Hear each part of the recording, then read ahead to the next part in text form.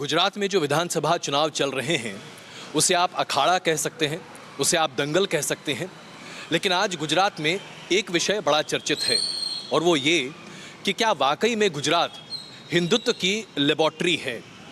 क्योंकि कुछ एक राजनीतिक दल हैं जो आज गुजरात को सिर्फ इसी चश्मे से देखना पसंद करते हैं। तो न्यूज़ नेशन ने आज मुफीद समझा कि हम संतों से बातचीत करें, ये जानने और समझने के लिए कि क्या हिंदुत्व को एक राजनीतिक परिभाषा में सीमित किया जा सकता है और क्या हिंदुत्व का राजनीतिक लाभ एक राजनीतिक पार्टी उठा सकती है। आइए चर्चा शुरू करते हैं। हमारे साथ संत यहाँ मौजूद हैं। आप सबका बहुत स्वागत है न्यूज़ नेशन पर। शुरुआत मैं आपसे करूँ, हिंदुत्व को कैसे परिभाषित करते हैं आप और क्या है हिंदुत्व आपके लिए? देखिए, हिंदुत्व एक विचारधारा है और जिस देश में हम बसते हैं यहाँ पूरे मुल्क में 80 से 90 करोड़ हिंदू रहते हैं, तो स्वाभाविक है कि हिंदुओं के हक, हित और अधिकार की बात यहाँ बोली जाएगी। हम ये नहीं बोलते कि दूसरे को मत दो, लेकिन जो हिंदुओं का हक है वो उनको मिलना चाहिए। आपने बताया कि गुजरात में जो इलेक्शन है वो एक राजकीय अखाड़ा है, ऐसा ये लोकशाही का पर्व है। अपना अपना नज़रिया अलग होता है देखने का, और गुजरात हिंदुत्व की लेबोरेटरी है। इसका मतलब ये है कि विचारधारा की लेबोरेटरी है और पहले से ही गुजरात राष्ट्रवाद से जुड़ा है। इसीलिए जब देश को आज़ादी मिली तब गुजरात के दो महान नेता सरदार वल्लभ भाई पटेल और गांधी जी थे, वो राष्ट्रवादी विचारधारा से जुड़े थे, किसी कौम से नहीं जुड़े थे। लेकिन गुजरात में जो हिंदू विचारधारा है उसका प्रभाव है और वो रहना चाहिए। अखिलेश जी, हिंदू विचारधारा आज राजनीति को प्रेरित कर रही है या दरअसल राजनीति आज हिंदू विचारधारा या यूं कहें कि हिंदुत्व पर भारी पड़ रही है? राजनीति कभी भी हिंदुत्व पर भारी नहीं पड़ सकती है, अपितु पूरे दुनिया में और पूरे देश में हिंदुत्व ही सबके ऊपर भारी रहा है। वो इस तरह से भी है, अभी आप प्रत्यक्ष देखते होंगे, माननीय राहुल जी जब गुजरात आते हैं तो हर मंदिरों पर जाते हैं। बहुत अच्छी बात है, मैं उनकी प्रशंसा करता हूँ इस बात को लेकर के। तो हाँ, एक विषय बीच में आया कि नेताओं की दृष्टि में ऐसा आंकने लगे कि भाई ये धर्म कम है, मैं करूँगा, मेरे ढंग से ही कर लूँगा और मेरे ढंग से ही विजय हो जाएगी। तो उसमें वो मुझे लगता है कि कुछ फेल नज़र आए।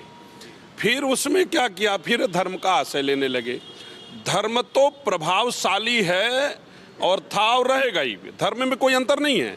अब मैं आपसे ये समझना चाहता हूँ, ये बताएं कि जिस तरह से आज धर्म को लेकर अलग अलग विवेचना है, लोग राजनीतिक चश्मे से धर्म को देख रहे हैं और धर्म का फ़ायदा भी उठाते हैं, तो क्या ये अपने आप में सही है? क्या धर्म का इस्तेमाल होना जायज़ है?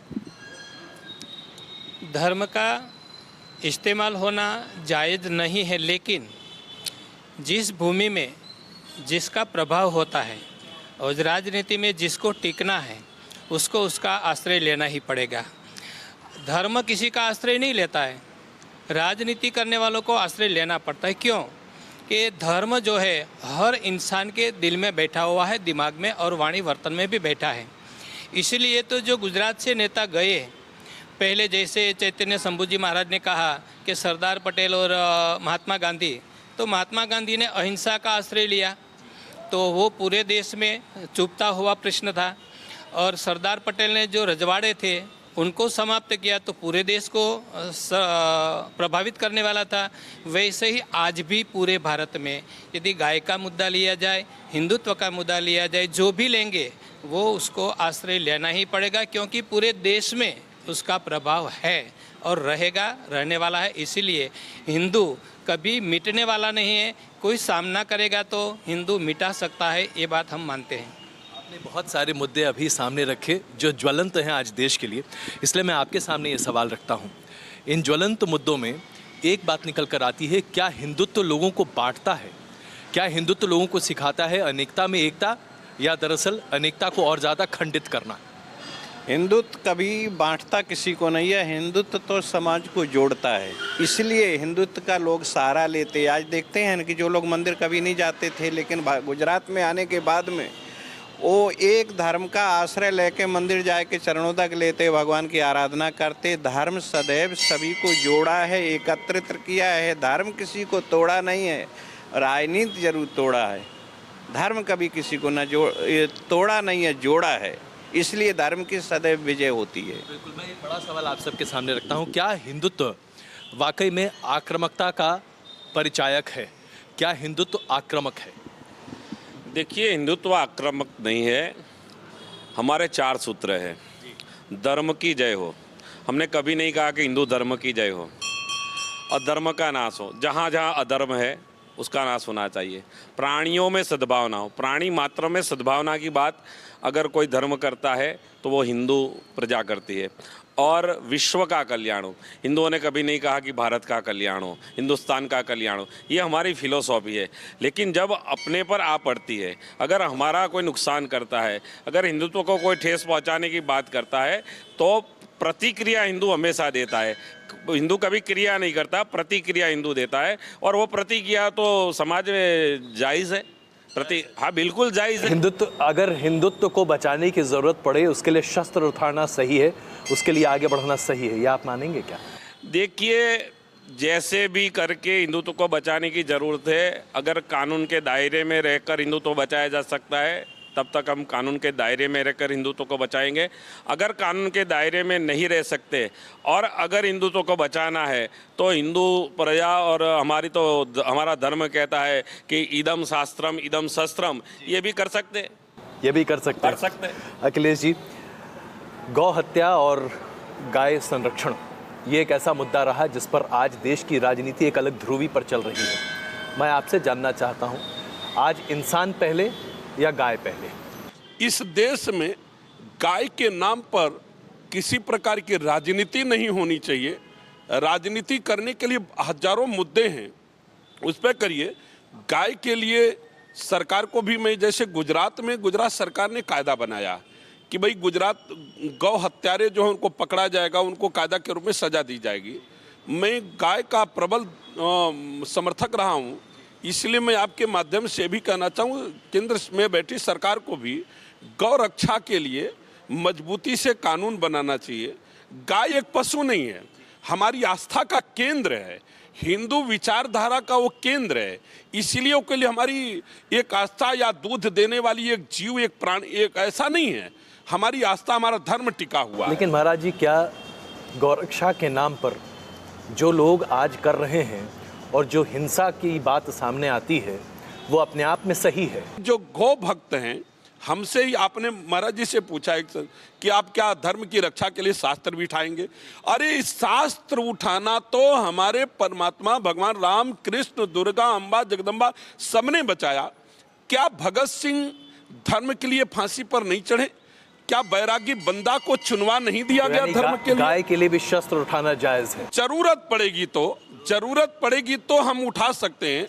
हम धर्म के लिए जिंदा हैं और उसमें भारत में रहने वाली जो संत लोग हैं, ओरिजिनल, डुप्लीकेटों की बात नहीं, बनावटी लोगों की बात नहीं कर रहे, उनका तो धर्म है, हम उसी लिए जीते हैं। हम मंदिर के लिए जीते हैं, हम गंगा के लिए जीते हैं, हम गाय के लिए जीते हैं, हमारे हिंदू आस्थाओं के लिए जीते हैं। लव जिहाद एक नया राजनीतिक टर्म है, ये उसे अलग अलग तरीके से परिभाषित भी लोग करते हैं। मैं आपसे जानना चाहता हूँ, ये तो दो लोगों के बीच की बात है और इसमें धर्म आ जाता है। क्या वाकई में दो लोगों के मनस्थिति को समझते हुए धर्म को बीच में आना चाहिए या क्या लोगों को इसे धार्मिक मुद्दा बनाना चाहिए? लव जिहाद की जब बात करते हैं तो केवल भारत में ही क्यों, पूरे विश्व में है।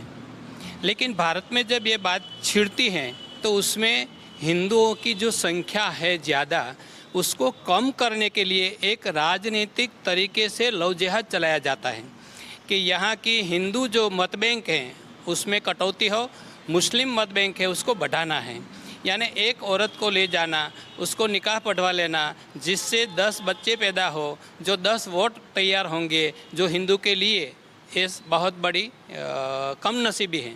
इसलिए लव जिहाद के नाम पर यदि कोई कहे कि ये कट्टरता है तो हम कहेंगे हाँ कट्टरता है, हम भी कट्टर है उसके बारे में। नहीं, चाहे जो भी हो, चाहे हिंदू हो या मुसलमान, हाँ। धर्म आधारित इस पर विवेचन नहीं होना चाहिए। नहीं होना चाहिए। जो सही मायने में व्यक्ति से व्यक्ति मिले उसके बारे में कहीं भी निंदा नहीं होनी चाहिए। लेकिन यहाँ राजनीति चल रही है। भारतीय संस्कृति को मिटाने के लिए कौन सा शस्त्र उठाए जिससे हिंदू धर्म समाप्त हो, इस एंगल से यदि जो चल रहा है उसके लिए हम कभी बर्दाश्त नहीं कर सकते हैं। ऐसे लव जिहाद नहीं होने चाहिए। तो उसके लिए भी हथियार उठाना सही है या उसके लिए शस्त्र भी उठाने की बात जो आप बार बार कर रहे हैं, इसलिए मैं स्पष्ट रूप में कह दूं, हिंदू धर्म के जो भी देवी देवता है, किसी का हाथ बिना शस्त्र का आप बताइए। जिसकी हम कायम कामना करते हैं, मरने के बाद भी जिसके पास बैठना है उसके हाथ में शस्त्र है, तो उसकी पूजा करने वाला खाली हाथ क्यों नहीं होना चाहिए। इसलिए लेकिन जब उपासना करती आत्मकल्याण की बात है, जब तक तो मूर्ति है, लेकिन जब जीने की ख्वाहिश है तो उस समय मुझे कोई मारने आए तो क्या मुझे ऐसे हाथ नहीं उठाना? ये तो सहज स्वाभाविक है। इसीलिए हिंदू शस्त्रधारी है, बुद्धिमान है, क्षमा भी है उसके पास, दान भी है, सब कुछ होते हुए वो धीर गंभीर विश्व में सबसे बहुत धीर गंभीर साबित हुए हैं। एक आप संतों के सामने एक बड़ा मुद्दा मैं अभी चर्चा के लिए रखना चाहता हूँ। हम गांधी की धरती पर हैं और उन्होंने राम राज्य की परिकल्पना की थी।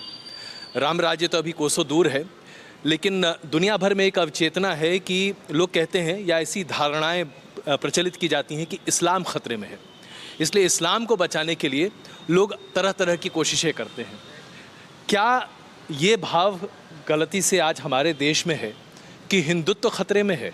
और अगर ऐसा है तो फिर शायद इस्लाम भी खतरे में है और हिंदुत्व भी खतरे में है। तो ये दो विरोधाभास वाली बात आती है। आपके विचार? देखिए, इस्लाम कभी खतरे में नहीं है। इस्लाम से सभी देशों को खतरा है। आज पूरा जो देश है वर्ल्ड के वो एक हो रहे हैं, क्योंकि आतंकवाद की फैक्ट्रियाँ जहाँ चल रही वो इस्लाम डोमिनेटेड देश में चल रही है। हिंदुत्व से किसी को खतरा नहीं है। हिंदू शांति प्रिय प्रजा है, वो कभी जिहाद में नहीं मानती है। आप भी जियो हम भी जिए, आप भी खाओ हम भी खाए, आप भी सुख से रहो हम भी सुख से रहे। लेकिन जब हिंदू पे आ पड़ती है तब ये बात आती है। और ये देश में आज एक फैशन हो गई है कि हिंदू कुछ करेगा तो हेडिंग बनेगा, अगर मुसलमान कुछ करेगा तो उसका टाइटल नहीं बनेगा। तो ये षड्यंत्र चल रहा है। आपने शस्त्र की बात की, शस्त्र का उपयोग क्यों होता है? अगर असुर का नाश करना है तो वो शस्त्र चलाना पड़ेगा। आप पाकिस्तान पे सरहद पर गीता लेकर बैठ कर नहीं चल सकते। अज्ञान का नाश करना है तो गीता वहाँ चलेगी। अर्जुन का अज्ञान दूर करना था तो गीता चलाई वहाँ। तो ये चलता है। लेकिन ये हिंदुत्व को बदनाम करने की एक षड्यंत्र, बिल्कुल साजिश चल रही है। हिंदू कभी कट्टरवादी नहीं था, कट्टरवादी है नहीं, लेकिन अगर उसे कट्टरवादी बनना पड़ा तो अब हिंदू वहाँ जाएगा। ये लोग बनाते हैं लोग, हम नहीं बनना चाहते हैं। लेकिन अपने पर जब आ पड़ेगी, हमारी बहन बेटियों को उठा के ले जाएंगे तो क्या हम हाथ में चूड़ियाँ पहन रखी है कि हम उसको देखते रह जाएंगे? तो ये है। बाकी हिंदू कभी कट्टर नहीं था, है नहीं। लेकिन आने वाले दिनों में अगर ऐसा ही चलता रहा तो आज आप यूथ को देख रहे हैं। आज यूथ कोई भी बात होती है तो यूथ आगे आ जाता है। क्यों यूथ आगे आ जाता है? वो युवा है, वो जानता है कि हमारी धर्म की रक्षा के लिए हमें कुछ करना पड़ेगा। इसलिए यूथ जो आज है वो बिल्कुल एग्रेसिव है। जी, आपकी राय क्या है? क्या वाकई में आज हिंदुत्व खतरे में है?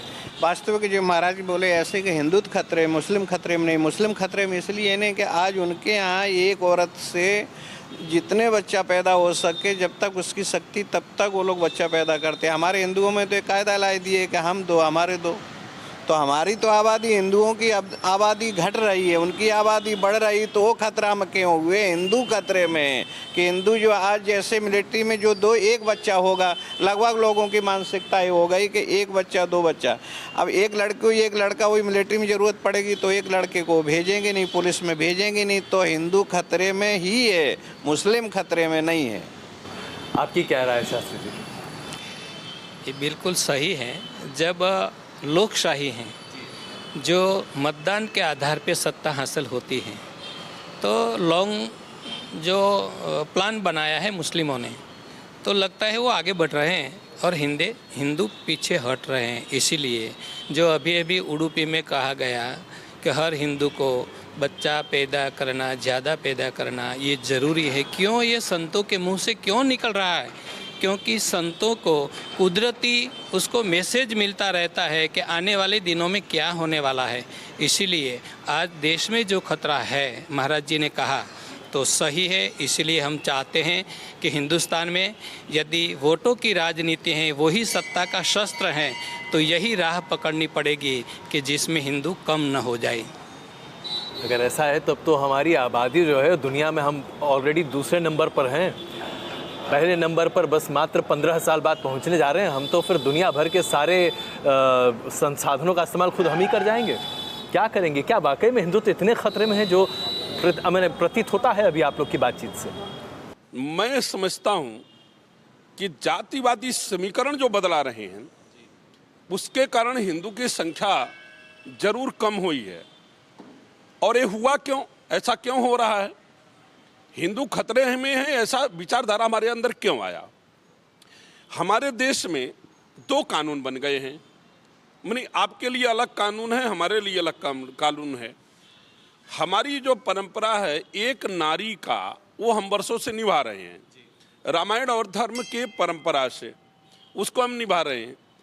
इन लोगों में 2 पत्नी रखो, 3 रखो, 2 बच्चे पैदा करो, 10 करो, पूरी क्रिकेट टीम तैयार कर दो, कोई पाबंदी नहीं है। यदि सरकार का स्लोगन है कि हम 2 और हमारे 2, तो मैं समझता हूं जो कानून हमारे लिए है वही कानून आपके लिए होना चाहिए। इसको हमें नहीं कहते उनको आप कम दीजिए या ज़्यादा दीजिए, लेकिन जो आपने कानून बनाया उसके हिसाब से सबको रखिए। मैं एक आखिरी सवाल आप सबके सामने रखता हूं क्योंकि वक्त बहुत कम है। बहुत संक्षेप में जवाब आप सबों से चाहूँगा। क्या वो एक काम आज होना चाहिए सभी समाजों के द्वारा जिसके ज़रिए हम एक सूत्र बंधे रहें?